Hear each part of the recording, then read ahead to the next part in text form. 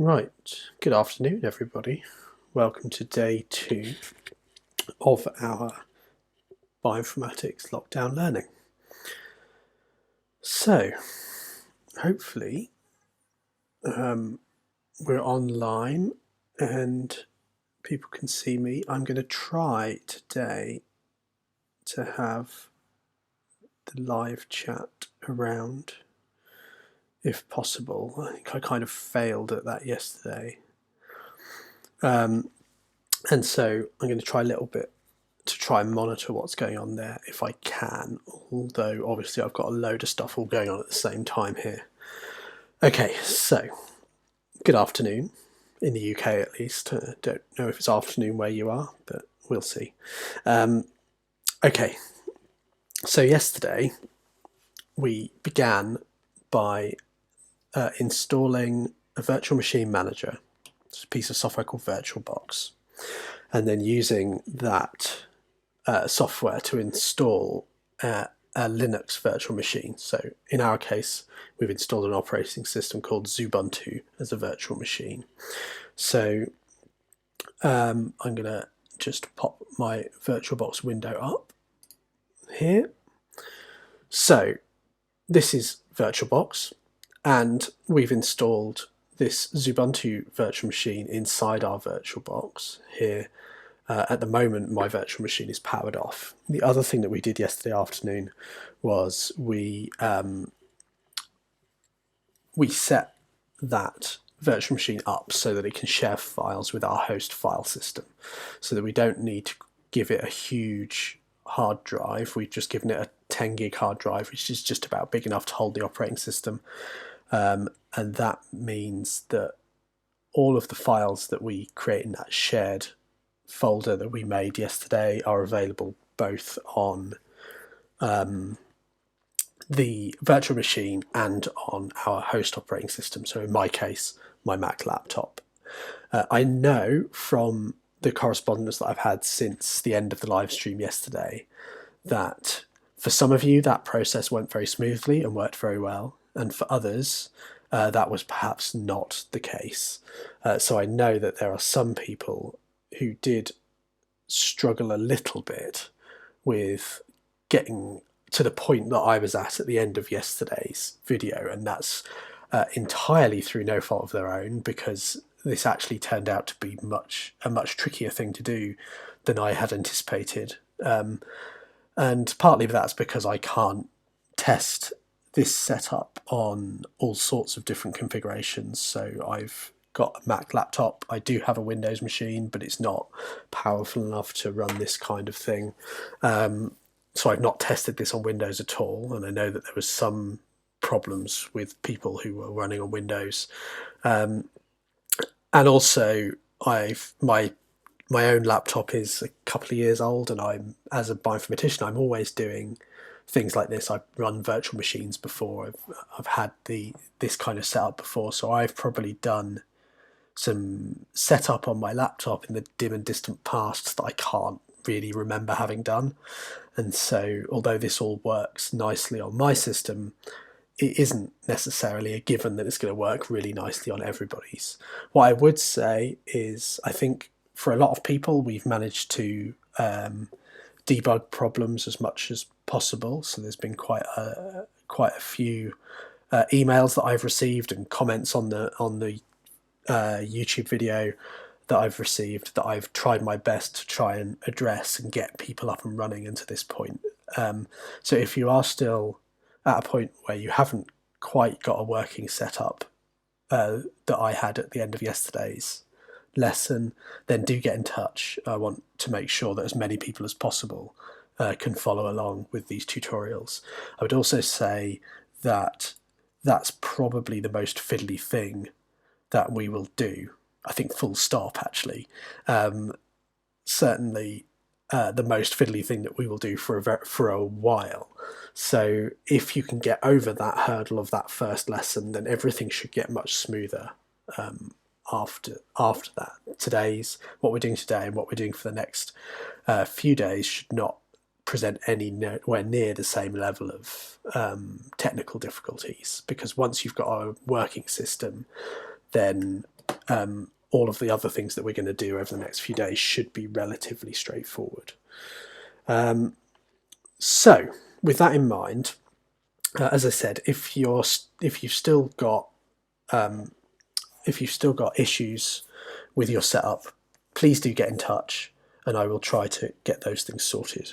The other thing I would say is that, as I said yesterday, my aim here is to take this deliberately slowly, that I'm not going to rush through a whole load of stuff very, very quickly. So if you do get, if it does take you a day or two to get to a working system, then catching up should be hopefully really quite achievable, that you're not going to be so far behind that and we've done loads and loads of different things and kind of left you in the dust. Catching up should hopefully be really okay once you get a working system. So that's, I think, yesterday dealt with, and as I said, I hope lots of people are going to get to a point with a working system very, very soon. So on to today, and what I wanted to talk about today was the Linux file system. So we've just installed a Linux virtual machine. So Linux is an operating system. It's an open source operating system. So unlike Mac OS and Windows, which are commercial operating systems, and actually, although very often the updates of those operating systems are free now, they're very dependent on the hardware that you buy them with. So when you buy your PC, you're also buying a copy of Windows. You may not necessarily realise that that's what you're doing, but you are paying for access to Windows. And similarly with Apple, with the Mac OS, the Mac operating system, you don't have to pay to update that operating system once you've got it, but you do have to pay to buy a Mac to be able to run it in the first place. And so part of the cost of buying that hardware is your cost of accessing the operating system that's running on it. Linux, on the other hand, is an open source operating system, which means that there is no cost, so it's free as in beer. There is no cost associated with running that operating system on any hardware that you're capable of running it on. So in this case, we're running it in a virtual machine, so actually the hardware running underneath is almost irrelevant to us.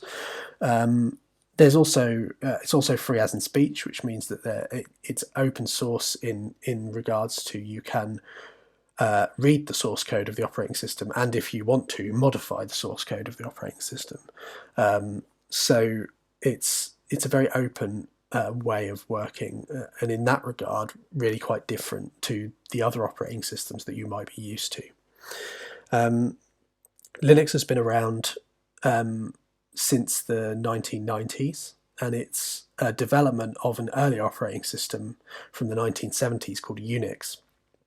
So Linux mostly sits on top of Unix and is a Unix-based operating system.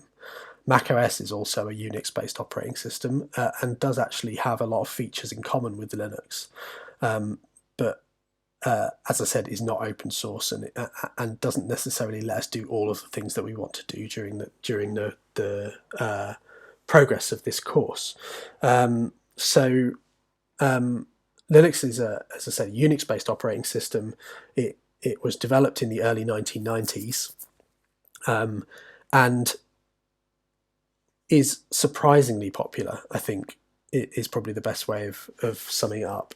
You probably use a Linux system in some way, shape or form every single day without really realizing it. So almost all of the internet, for instance, runs on Linux servers. All of the top HPC systems in the world all run on Linux. Linux is an embedded system in lots and lots of different devices. So and Android is effectively a Linux operating system. So if you have an Android phone, you effectively have a Linux operating system on your phone. So it's much more pervasive and much more popular than you might expect, especially if you've not really heard of it before this week, which I accept is entirely possible. Linux is popular in bioinformatics for lots of reasons. It's the lingua franca of scientific software. Scientific software tends to be developed in a Linux system and tends to be distributed for Linux systems as a first-class citizen. So it's not always the case that there will be a Windows version of a particular piece of software, but there will almost certainly always be a Linux version. So it's a good first port of call to making sure that the software that you want to use for whatever it is that you're trying to achieve is available to you. And Linux is great for that. And that's the reason we're using it here, is all of the software that we want to use over the next few weeks is all available natively on Linux, which is really helpful to us. We also tend to use command line versions of tools, and there's lots of reasons for that. So if you're using lots of your CPU cycles to make a graphical user interface, then you've got less of them to spare to actually run the tool and do what the tool wants to do. So we tend to use command line versions because they tends to be the native way of running those tools, and it tends to be much more performant. It's much more efficient to run something at the command line than it is to run it in a graphical user interface, which itself is using lots of the resources of your computer. So that's why I'm kind of going to run these courses in the way that I'm running them, which is that what we're going to do over the next few lessons is get to know the Linux command line a bit, get to know how it works, what the tools are and how those tools work, and then we will use command line tools to achieve some of our goals, and then in future, so after we've kind of got a long way with that data processing side of things, we will work towards using R, which is a programming language which is able to run in Linux as well as Windows and OS X, and is a statistical programming framework which we will use for analysing data, for data analysis. So we'll do a whole load of data processing in using our Linux tools, and then we'll move on to using R to analyse that data that we've processed. Okay, so Linux has been around since the 90s, as I said. Ubuntu, which is the distribution of Linux that we're using here, was first released in 2004. And Ubuntu is a company that was set up to try and make desktop Linux much more accessible. So before Ubuntu came along, running Linux on your desktop machine was an incredibly fiddly enterprise, and was really quite difficult to do, and something that only really expert users would even begin to try. Ubuntu was set up with the aim of making that much more accessible to everyday users, and the point at which we've got to now, which is the installer that you saw yesterday, admittedly for Xubuntu or Xubuntu, which is a slightly different version of Ubuntu to the main one that you can download from ubuntu.com, but very similar. That installer is incredibly easy to use and very slick, and actually it's telling that the problems that people had, most of the problems that people had yesterday, were related to either VirtualBox and getting VirtualBox to work properly, or with getting the folder sharing working properly. They weren't with installing a Linux operating system, which is incredible to me as somebody who saw how this worked 15 years ago, where we would have spent days and days and days getting the operating system installed and working properly, whereas now that's an incredibly slick process. And there are lots of companies in the Linux space who are working on making that experience really smooth and making it work very well. And Canonical, who develop and distribute Ubuntu, are by no means the only company doing that, but to a certain extent, that's kind of where that movement really began. And there are other companies like Red Hat, which is owned by IBM, and other people besides who are doing very similar and really, really good work in this space. And collectively they've made made Linux, sorry, a much more accessible operating system than it used to be. So at this point, I'm going to bring VirtualBox back up onto screen, and I'm going to kick off my virtual machine. So I'm going to start my virtual machine up in order to start to show you some things about the file system today, which is the main topic that we're going to talk about for the remainder of today's lesson. So here's VirtualBox again, just like we had yesterday. I've not done anything to my setup since yesterday, apart from I've slightly changed the setup of my terminal. So when I start my terminal, hopefully the text is going to be nice and readable for everybody on the live stream.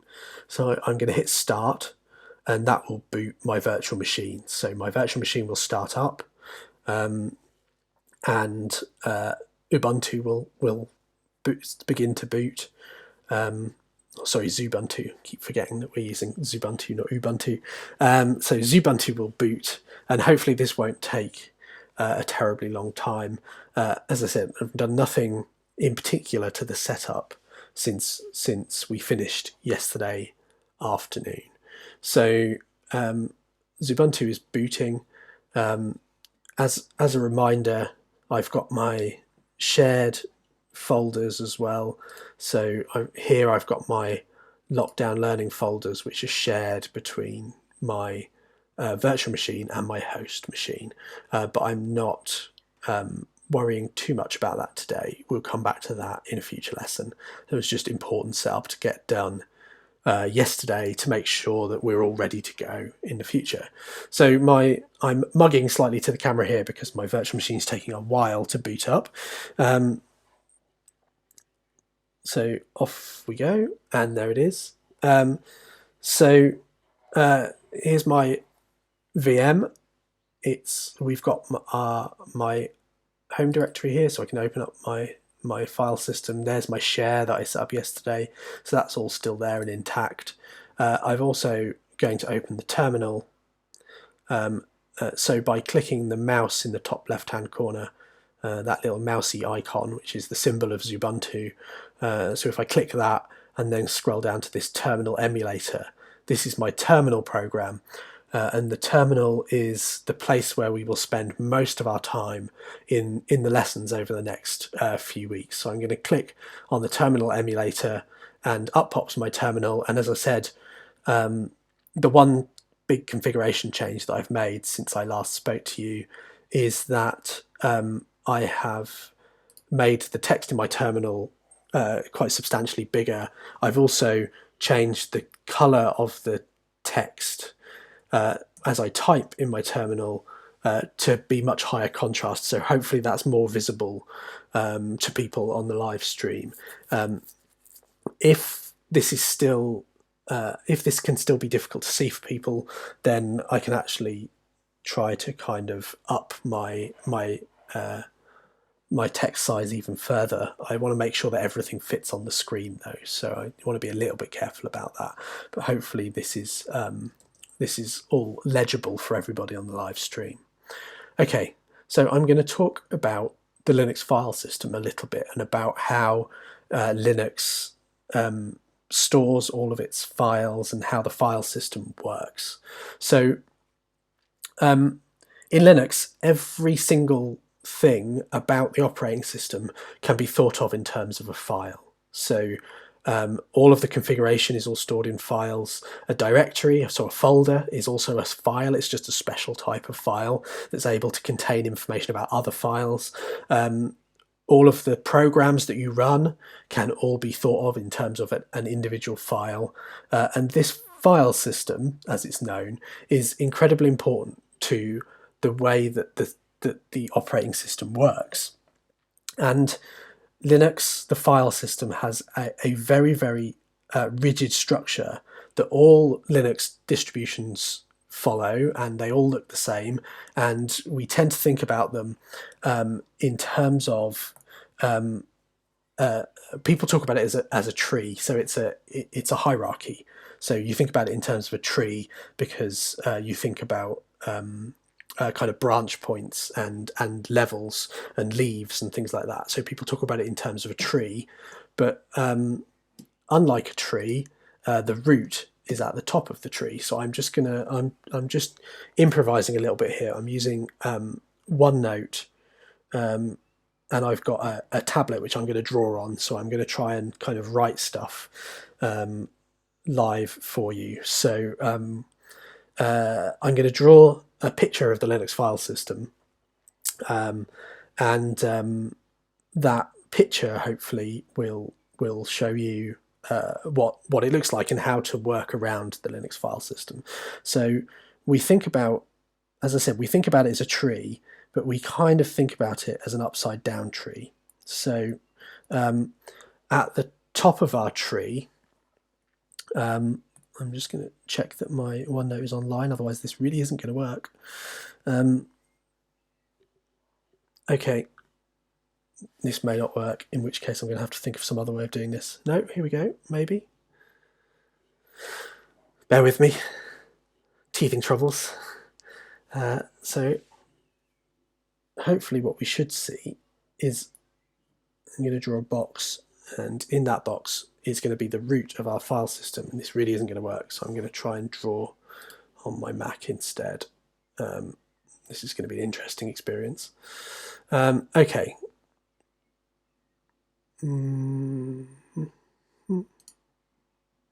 Okay, here we go.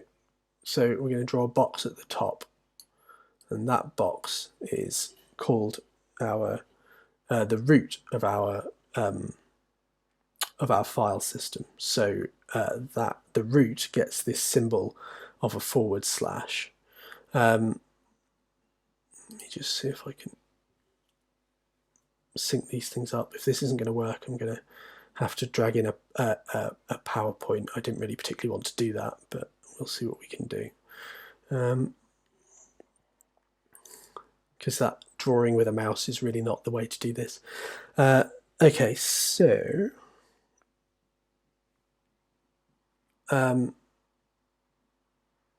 this is the top of our tree.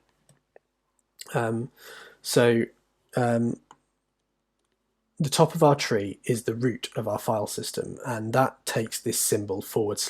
Okay, so here we've got /. I've drawn it in a box, and although it doesn't look very neat, it's kind of the best I'm going to be able to do, I'm afraid, today. I'll try and get this working properly for future lessons. Okay, so after that /, we have directories, and directories are special types of file. They're able to contain other files, and they sit under the root of our tree. So we're going to draw a little hierarchy here. So across we go. That's meant to be a straight line. Here we are. We're drawing a little tree, just like a phylogenetic tree, like this. And then each of these is a directory. So we're going to draw a box for a directory. So the root directory, so this /, that's a directory as well, just like all of these things. So in here, in each of these, we have different bits of the file system. Okay, so each one of these boxes is a directory, and in each of those boxes we have different types of files. So we have a directory called etc, and that contains all of the configuration of our file system. So that contains all of the settings files and everything for how the operating system works. We also have a directory called bin, and bin contains what's known as the binaries. So bin is short for binary in this case, and the binaries, they're the programs that run our operating system. So in in this directory called bin, we have a whole bunch of programs that let us do things in Linux. Okay, we also have a directory called, let's say, we've got user, USR. So user contains more directories, and these are all things to do with the users on the system and how things that are special for those users. There's other directories in here called things like local, and there's a bin directory in there as well, which also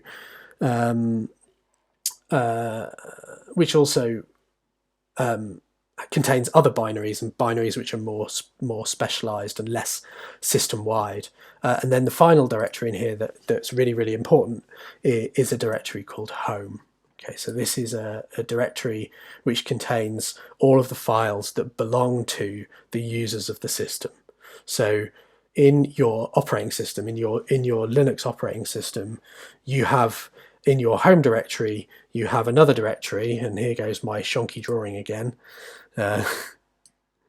Totally exactly the way that I wanted to do this, really, I promise. Here's another box drawn with a trackball mouse. There we go.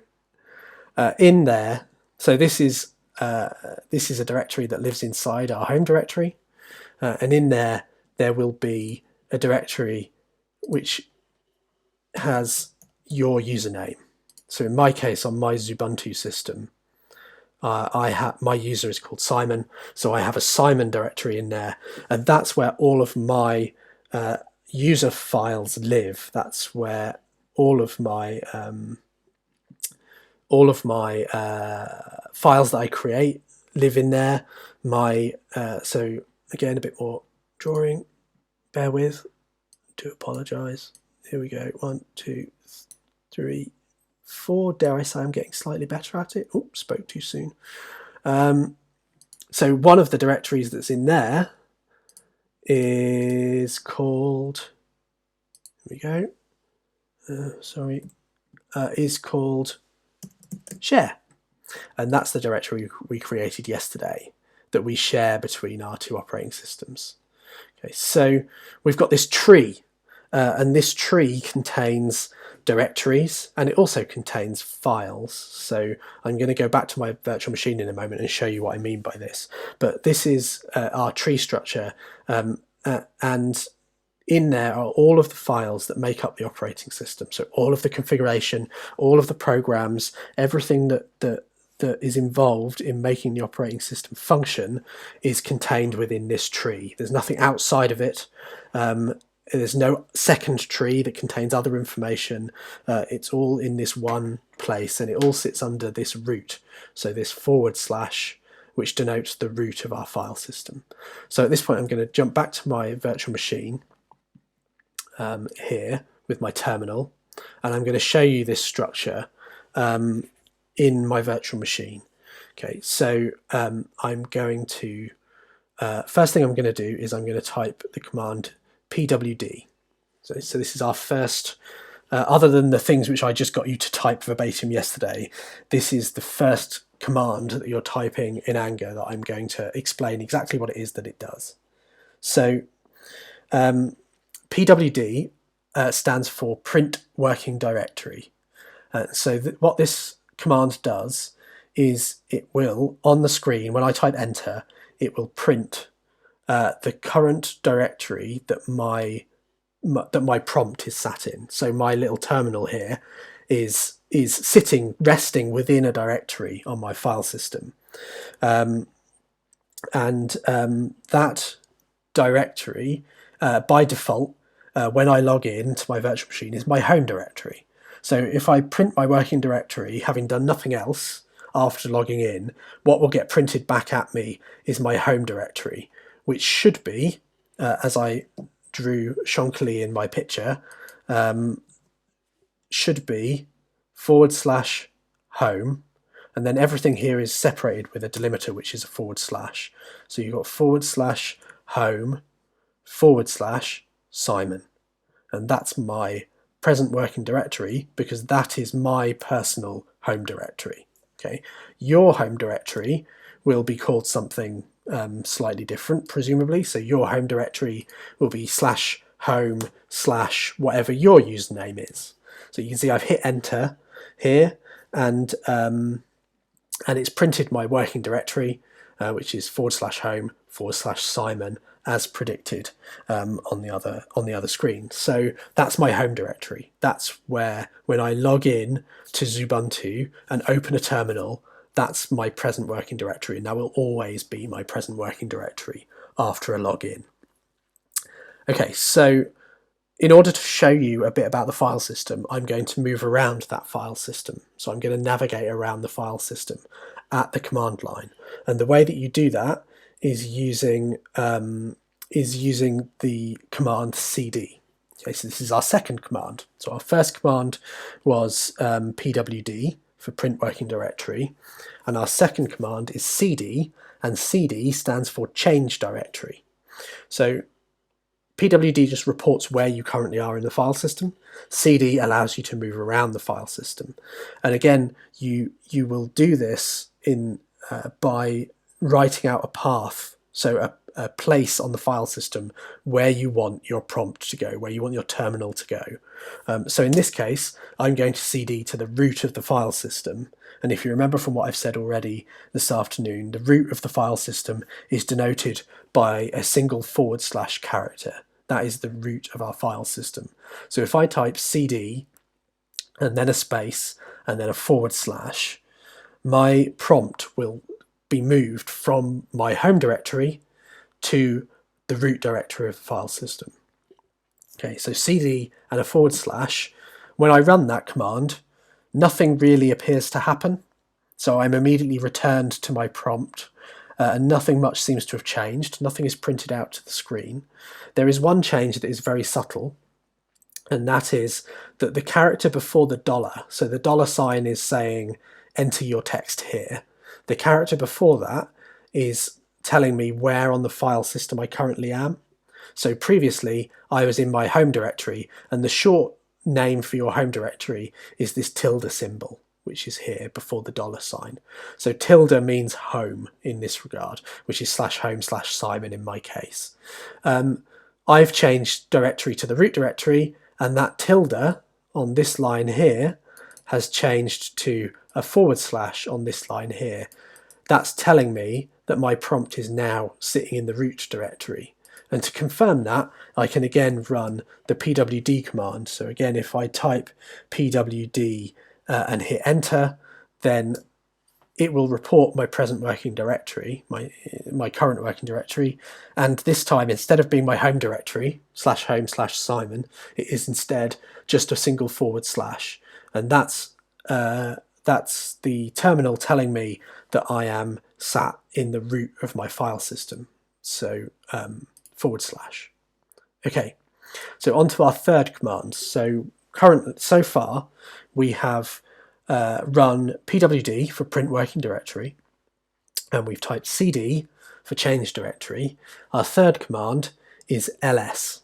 Okay, so ls is a command which allows us to list the contents of our current working directory. So if I type ls and press enter, then my terminal will give me a listing of all of the files and directories that are held in my present working directory. So in my case, at the moment, my present working directory, as we can see on the previous line, is root / single /. So if I list the contents of that directory, we will see those directories that I talked about before on the previous screen. So we will see this etc directory, and we will see this bin directory, and we will see our home directory as well. So if we jump back over here and I execute the ls command, then you can see actually quite a lot of things here. So the directories that I talked about before, and directories, when you do ls, when you run ls, the way that we've got things set up is directories are listed in this dark blue. So the dark blue color is for the directories. The lighter blue color is something called a link. So that's a link to another file. The white they're just files. So they're not special, they're not directories, they're not links, these are just normal files. So that's white. And the green is showing you something else. It's showing you that this is a file or a directory that has special permissions. Actually, the green background is showing you this is a directory that has special permissions. But we're not going to worry too much about permissions right now. We will come back to that in a future lesson. So for now, just worry about the dark blue and the white. The dark blue tells you that this is a directory, and the white tells you that it's a normal file. And you can see that most of the things in the root directory are themselves directories. Okay. Incidentally, if I list one level above, so ... means one level above. Again, I'm going to come back to that later. That didn't do what I expected it to do, so forget that. Yes, these things are going to happen when you're doing it live with no script. That didn't do what I expected it to do. Root is also a directory, by the way. So the / the root is a directory itself, which is in itself is a useful piece of information. But here we've got a load of directories that are stored in root. These are our system folders. Mostly we don't have permissions to change or move or do anything to any of these files. So I'm showing you this for information. So in with our ls command, we can give ls a second piece of information, which is the directory that we want to list the contents of. So by default, ls will just list the contents of the present working directory. But if you say you want to list, if you name another directory that you want to list the contents of, then ls will change its behavior and it will list the contents of that directory instead. This is called an argument. So an argument will change the behavior of a command. And in this case, we're giving the ls command an argument, bin, which allows you to list the contents of that bin directory. So the bin directory contains, as I said before, contains programs. It contains files, but those files are programs, which are the kind of programs that are very high level and very involved in running the operating system. So there's a lot of programs in here which we don't need to worry about yet. And these are all files. They're green because they're executable files. That means that we can run them as programs, and that's why they're green. And actually one of the files that's contained in this directory, and there are lots of them, but one of them is ls. So that's the program that we were just using. So the ls file is contained in the bin directory in the root, and that's a program. So when we type ls, it executes that file and runs it, and that runs the program ls, and that program has particular behavior, which in the cases we've seen so far is to list the contents of the current working directory. I've seen somebody mentioning MS-DOS in the comments. The equivalent for MS-DOS is the dir command, so dir, which will list the contents of a directory. Now on DOS, ls actually does work. They've got dir and ls are kind of aliases for one another, but DOS and Unix share very similar roots, so there is a lot in common between them, and working at the command line is kind of the oldest way of working. Okay, so that's the root directory. The root directory contains lots of these subdirectories. The one that we're most concerned with for the purposes of today is the home directory. Okay, so in the home directory, and if we list the contents of that, you will find that on your system that we installed yesterday, so it was a brand new system, you will have a single user, and that's the user that you set up when you created the machine. So I created a user called Simon. So in my home directory, I have a single directory which is called Simon. That's my personal home directory. If there were other users on the system, they would all have their own directories in that home directory that would be their personal home directories. I'm gonna CD back to that home directory, and we can do that in lots of ways. And this is about navigating that hierarchy, so working our way down that tree of files. So we're in the root directory at the moment, and our prompt tells us that. And if we're not sure, or if we're on a different machine that might have a different prompt that isn't set up to be quite so friendly, pwd will tell us where we are in the system. So we're in the root. So we want to get back to our home directory. There are lots and lots of ways of doing that. the first thing I'm going to do is I'm going to cd, and I'm going to cd into the home directory. Okay, so I'm in root. The home directory is a directory inside the root directory. So to cd in there, I type cd and then the name of the place I want to go, which is home, and that will take me into the home directory. And now, again, if I type pwd print working directory, you'll see that I'm in that home directory. So my current working directory has changed from a / before now to /home because I've moved in the file system. The next thing that I want to do is to go into my home directory, and to do that I'm going to cd into Simon, which is my home directory. Okay, and that takes me back into my home directory. My prompt has now changed back to the tilde symbol, which is telling me that's the shortcut for home, so that's telling me that I'm in my home directory. If I type pwd, I'm back in /home/Simon. So I'm back home, which is a nice, comforting place to be. In my home directory, I have folders and files. So again, I can type ls to show me the folders and files that are inside my home directory. The one which we really care about in the context of this, of what we're doing here, is this share directory that we created yesterday. But there are other directories that are created by the system when we installed it. So we've got a desktop directory. Anything we put in the desktop directory, as the name suggests, ends up on the desktop of our operating system. So we've got desktop there. So all of those files that we see on our desktop, they are all files that are inside that desktop directory. If I create a new file in there, and I'm just going to do that like this, desktop/file, it will appear on my desktop, and there is that file that I've just created. Okay, I'll come back to touch later, don't worry about that too much at the moment. Okay, so that's our home directory. The share directory is, as I said, the most important one. That's where we're going to create all of the files that we make. So I'm going to cd into the share directory. If I want to go back home now, again, as I said before, there are lots of ways I could do it. I could just type the full path of my home directory, /home/Simon, and that would take me home.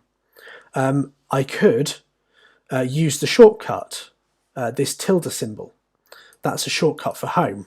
So if I do cd tilde, I'll find the tilde on my keyboard now. There it is.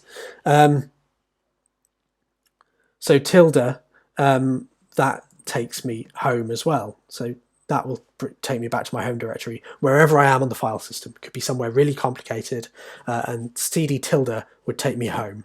And actually, the default behavior of the cd command, without any arguments at all, so remember these things that you have after the command are called arguments. So cd share is an argument for the cd command, and saying change my directory to a directory called share. The default behavior of cd with no arguments at all is to take you home. So if I run cd on its own with no arguments at all, my prompt will return to my home directory. So we'll go back to this being a tilde here, and if I type pwd, I will be in /home/Simon. So I can cd around my file system. So if I cd to root user local bin, okay, so this is a fairly common place where if I install programs on my Ubuntu machine, this is where I would usually install them if I want them to be available for all other users. It's a place which is kind of used for those locally installed programs. In user local bin, currently empty because I haven't installed any programs, but it's a different place on my file system. I'm nowhere near my home directory. I'm several places away from it, but just typing cd and return will get me back to my home directory. So again, just typing cd on its own with no arguments takes you back to your home directory. So I'm back in /home/Simon. I'm just going to cd back to user local bin again for a moment. So I'm back in there. It's an empty directory. pwd reports my present working directory as user local bin, and I'm going to cd back to my home directory, but this time I'm going to do it by using what's called a relative path. So most of the paths that we've been or a lot of the paths that I've been typing so far have been absolute paths. So they begin with a /, Okay, so /user/local/bin is an absolute path to that directory on the file system. A relative path, on the other hand, doesn't begin with a /. So cd share, that's a relative path. I'm not telling it absolutely on the file system where this share directory lives. That would be /home/simon/share, so a path that begins with a /. This is a relative path. So this is cd to share relative to my current location. And there are lots of ways of defining relative paths. So you could do it just with the name of a directory that's in your present working directory like this. You could also use the ... notation. This takes you one level up that hierarchy. So ... takes you to the directory above your present working directory. So I'm presently in bin. ... takes me to local, which is one above bin. And ... after that takes me to user. So from bin, the ... takes me to local, the second ... takes me to user, and the third ... takes me back into the root directory. So that takes me back to the top of the tree. And now I can work my way back down the tree again by going home. So I'm going to go from root into home and then into Simon. And that will take me home by a fairly convoluted relative file path. So I'm going to go back up the tree to root and then back down into my home directory. And that's what that command will do. And now again, if I report my current working directory, is /home/Simon. Some people in the chat are recommending tree as a visualization of the file system, and I do really like tree, and I was at some point planning on showing you it. So tree is a command that will print you a nice little representation of your file system. By default, I don't think it's installed on Ubuntu. Let's have a look. No, it's not. So by default, tree isn't installed. So at this point, we're going to install this application, this binary, this program. And to do that, we're going to use a package manager. So one of the really nice distinguishing features of Linux operating systems is they have this thing called a package manager, which is like an app store. It's like a way of installing programs, and we can use it from the command line. On Ubuntu and on systems like Ubuntu, the package manager is a program called apt.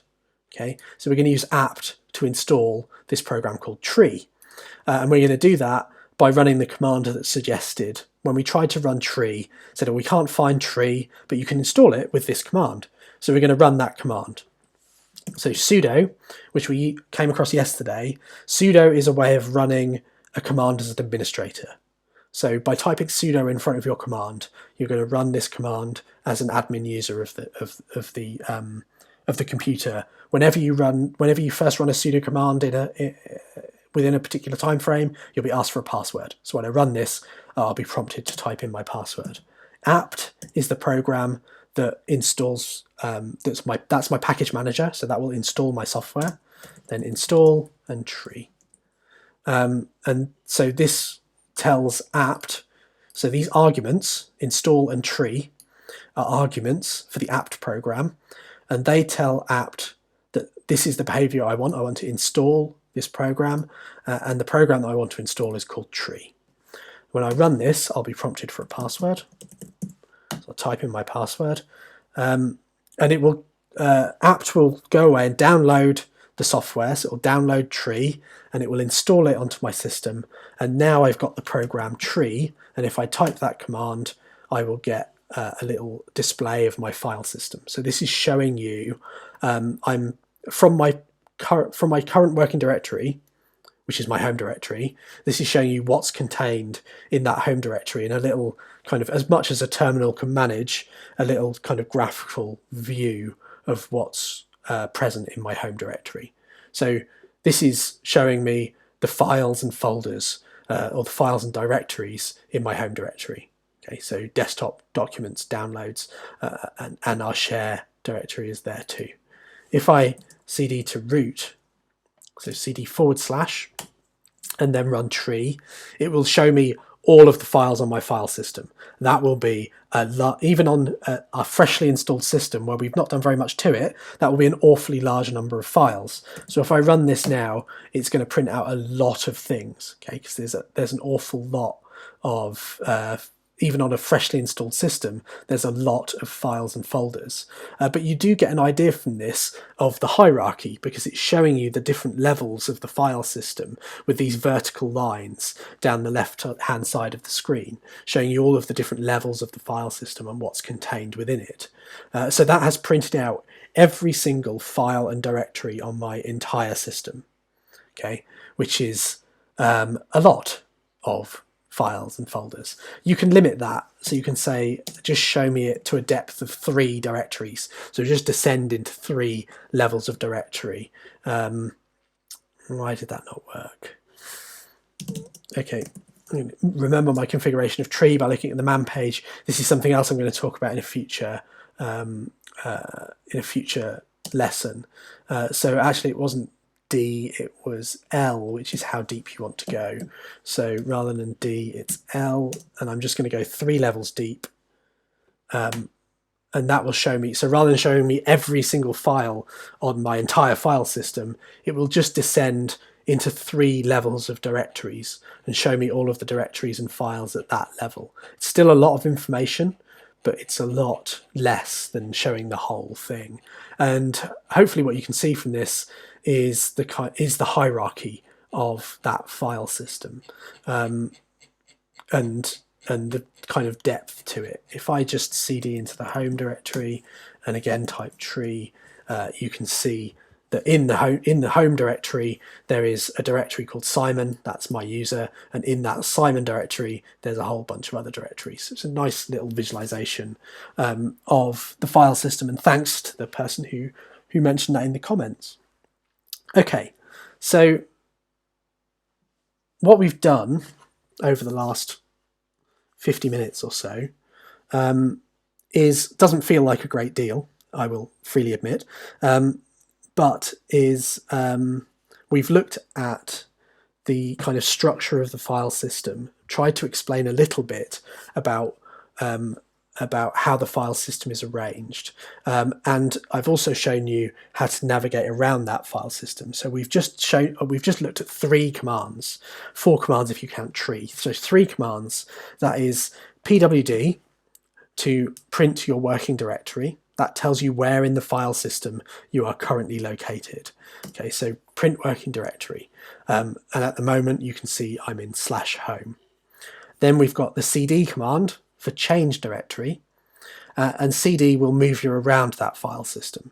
So currently I'm in /home, and I want to be in my personal home directory. So to do that, I'm going to run the cd command with no arguments. That will take me home.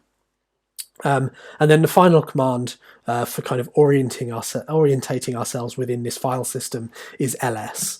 And ls shows me the files and folders, the files and directories that are contained within my present working directory by default in its default mode of operation. So ls will list the contents of the present working directory. So that's showing me the other directories that are contained within my current directory. It would also show me the files that were there if I had files as well. What we're going to look at tomorrow is ways of working with files and directories. So we're going to start tomorrow to create files and directories and to look at how to move them around and copy them and do those kind of file operations. We will continually come back to the commands that we've introduced today. So cd, ls, pwd, they will be staple commands. They'll be things that we'll come to again and again and again. So understanding their behavior is really important, and we will go into more depth about their behavior in future lessons as well. We'll look at what arguments are and what options are in future lessons. So we've looked a little bit at arguments today. So if you give an argument to ls, it will, instead of listing your current working directory, it will list the directory that's named in your argument. So ls / will list the contents of the root directory. So that / is an argument that we've given to ls to change the behavior of ls. That you can also give commands options, and options will also change the behavior. And we will look in future lessons at what options are, how to find out what options are, and how they change the behavior of different commands. But that's all from me today. So I realise that as I've said repeatedly over the last 2 lessons, we are going to take it slow, and this is very much taking it slow. So we've shown you 3 commands today. We've used those commands to navigate around our file system, and in doing so, I've tried to explain a little bit about that file system and how the file system works. I will try to get my setup for drawing things so that you can see what I'm talking about, so that I can actually use a pen rather than a mouse working properly for future lessons. I'm sorry about my really shoddy drawing with my trackball, and I'll do better in future lessons.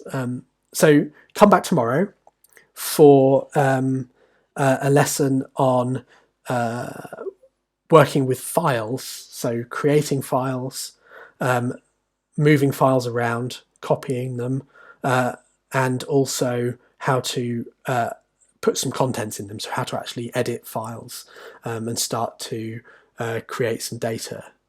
So that's what we're going to do tomorrow. And then hopefully by the end of the week, we might start to look at how we're going to download some data, either by the end of this week or early next week anyway. So thanks again for dropping in today. I have been able to watch some of the comments and monitor some of the comments, and it's been really nice to see that today. So I've done a little bit better at the business of being a live streamer today, and thanks for your comments. It's really nice to know that there are people out there watching, and I hope to see a whole load of you again tomorrow. Thanks for dropping by. Stay safe and keep well, and see you tomorrow. Bye everybody.